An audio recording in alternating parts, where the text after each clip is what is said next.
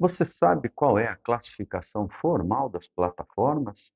Ou você só lembra das plataformas como tesourinha, mastro vertical, articulada telescópica, girafinha, escorpião?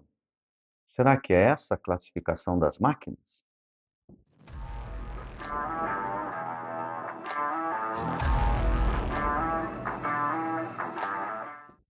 Olá, Roland Roberto Colombari aqui novamente com mais um vídeo, trazendo aqui alguns esclarecimentos e colaborando aí para que as operações de equipamentos autopropelidos sejam feitas de forma mais segura e eficiente para todos os envolvidos, perfeito? Hoje vamos tratar do tema classificação formal das plataformas elevatórias móveis de trabalho. Muito bem. Existe uma classificação. E essa classificação está na NBR 16776 e ela define a classificação da máquina baseada em duas informações: tipo e grupo. Perfeito? É assim que funciona. Essa é a classificação formal. Tipos são três tipos e grupos são dois grupos. Juntando tipo com grupo, nós temos aí a formação das 6 famílias de máquinas, né? 1A, 1B, 2A, 2B, 3A, 3B. Essas são as famílias das plataformas. Agora vamos entender o que quer dizer cada uma delas. E eu vou usar a própria norma aqui para ler, para não ficar nada fora, perfeito? Então vamos lá. Tipo 1, máquina tipo 1, na norma. Pente para a qual é permitido o deslocamento somente quando ela estiver na posição retraída. É isso aí. Ou seja, só quando a máquina estiver toda recolhida no chão é que eu consigo andar. Para elevar a máquina, eu elevo a máquina, já não consigo mais andar. Na verdade, para elevar a máquina, eu tenho que baixar um conjunto de patolas, estabilizadores, pode chamar como você quiser. Esses dispositivos vão fazer com que a máquina fique travada no chão. Exatamente. Então, máquinas que a gente chama de máquinas estáticas. Elas têm patolas, estabilizadores e não vão conseguir mais se deslocar se elas estiverem elevadas. Perfeito? Então, pente tipo 1 é a pente estática. Pente tipo 2. Pente tipo 2, lendo na norma, pente para a qual o deslocamento como cesto na posição de deslocamento elevada é controlado a partir de um ponto no chassi. Chassi embaixo, cesto em cima. É, pente tipo 2 é isso mesmo. Duas pessoas. Já vamos deixar de claro essa realidade. Eu tenho uma pessoa no cesto realizando o trabalho e eu tenho uma pessoa no nível do chassi, um ponto no chassi, fazendo o deslocamento da máquina. Se for uma máquina montada em veículo, esse ponto no chassi é a cabine do veículo. É um indivíduo dirigindo o veículo, enquanto tem outro lá em cima trabalhando. Se for uma máquina não montada em veículo, vai ser uma máquina onde o controle de solo possui um controle para eu andar com a máquina. Gente, esse daqui é um caso muito específico, perfeito? Máquinas tipo 2, existe essa definição, existem máquinas para com essa classificação, porém são consideradas máquinas especiais. Muitas vezes para funções específicas, para executar uma atividade específica, e ela fica praticamente de fora, é difícil da gente encontrar. Existe a classificação, está aí esclarecido qual que é, mas pode ficar tranquilo, com segurança eu diria assim, esquece a tipo 2, tá? Você não vai encontrar.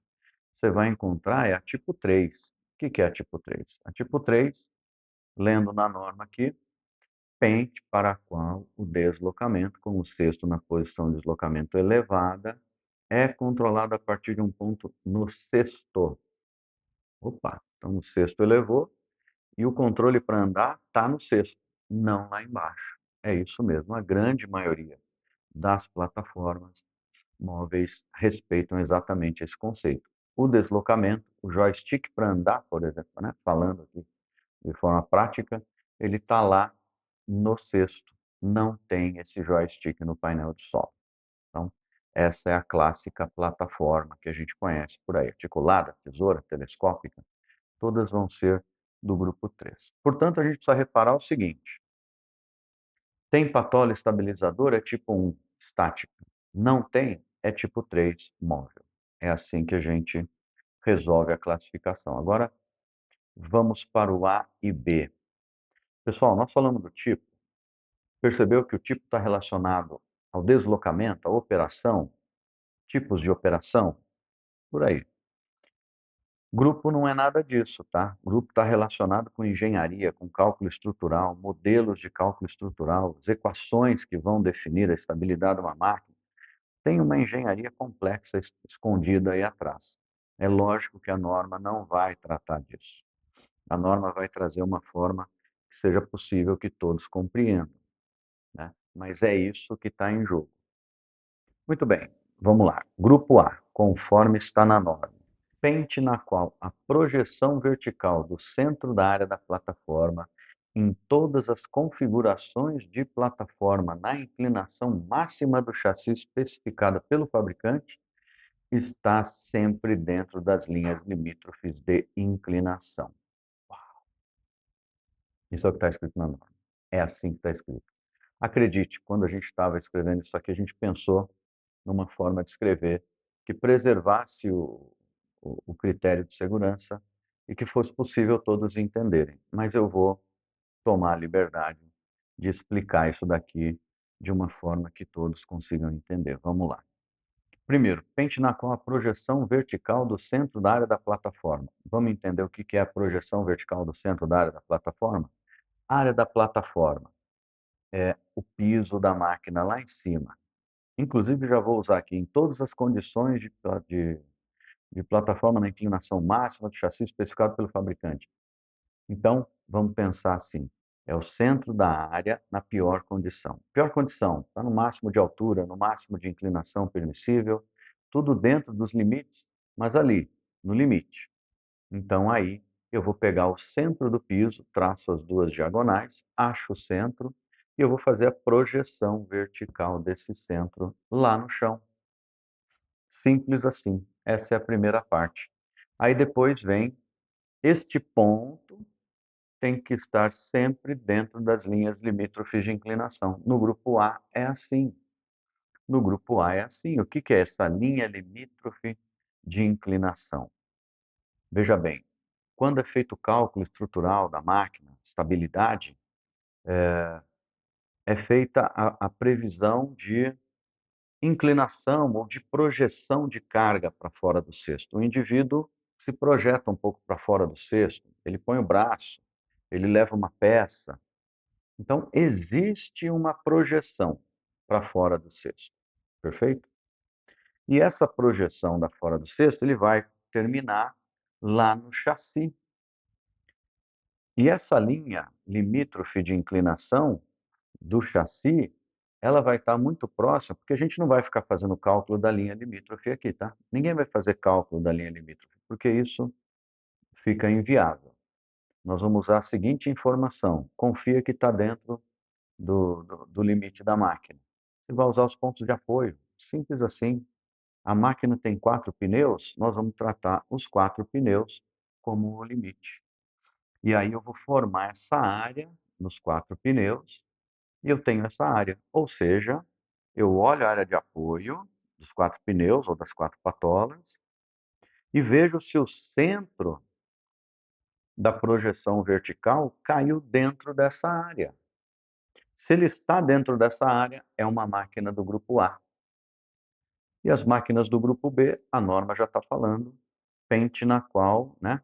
Pente que não estão no grupo A, ou seja, pente nas quais o cesto está fora das linhas limítrofes de inclinação. Lembra que eu falei? O chassi, os pontos de apoio?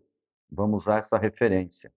Se eu tenho o chassi aqui no chão e a máquina tem um braço e o cesto fica para fora, projeção vertical vai cair distante do chassi. Pronto, essa é uma máquina B. Para a gente ir agora no mais prático, no popular, no dia a dia, vou dar 2 exemplos simples. Máquinas do tipo tesouras são essencialmente máquinas do grupo A. Máquinas telescópicas, com lança telescópica. são máquinas essencialmente do grupo B, perfeito? Então, é assim que a gente vai entender a classificação formal das máquinas. E essa classificação formal, ela está aí por quê? Porque quando eu fizer referência, por exemplo, à qualificação do operador, à habilitação do operador, ele vai estar habilitado para operar uma máquina dentro de uma família, uma, duas, três ou quatro famílias dessas que eu coloquei. 1A, 1B, 3A, 3B. Perfeito? E aí, como é que eu identifico a máquina? Porque se no certificado vier daquela forma que é muito comum vir, né? Ah, ele está habilitado para operar tesoura elétrica. Perfeito. A norma não define isso. A norma não define isso. Então, articulada elétrica. Perfeito. Tem articulada que é do grupo A, tá? Desculpa, tem articulada que é do grupo A, não é do grupo B. A maioria é do grupo B, mas tem articulada que é do grupo A. Ah, tá habilitado a operar mastro vertical. Tem mastro vertical que é do grupo A, tem mastro vertical que é do grupo B. Você tem que olhar essas características que eu falei, posição do cesto em relação ao chassi. Se existe deslocamento horizontal entre um e outro. Então, é importantíssimo isso para a gente saber exatamente o que a gente está falando. E a grande vantagem dessa classificação é exatamente isso que eu falei. Todos vão falar a mesma linguagem, né? Um indivíduo pega um certificado com essa informação, ele já sabe exatamente o que está sendo falado, está seguindo a norma, resolveu. E aqui, só para a gente desmistificar um pouco e ver que isso é muito mais simples do que parece, eu vou fazer um comparativo, um paralelo aqui, com a CNH. A CNH, para você dirigir veículos no ambiente coletivo, na rua. Perfeito? Você tem que ter CNH. E a CNH tem lá A, B, C, D e E. Né? São as categorias da CNH. Perfeito. Ora, não vem escrito na sua CNH se você dirige carro, não vem escrito se você dirige van, se é perua, se é sedã, se é picape, se é utilitário, SUV. Não vem escrito nada disso. Vem escrito essas letras e no Código de Trânsito, cada letra dessa tem o seu limite. E você vai olhar o veículo e vai verificar se ele está dentro daqueles limites da sua CNH. Se estiver, você dirige. Se não tiver, você não pode dirigir. Simples assim. E aqui nas plataformas é a mesma coisa. Percebeu que a lógica, o raciocínio, ele é muito similar. Lógico, cada um vai guardar dentro da sua especificidade as suas características. Então, aqui está apresentada a classificação formal das plataformas. Perfeito?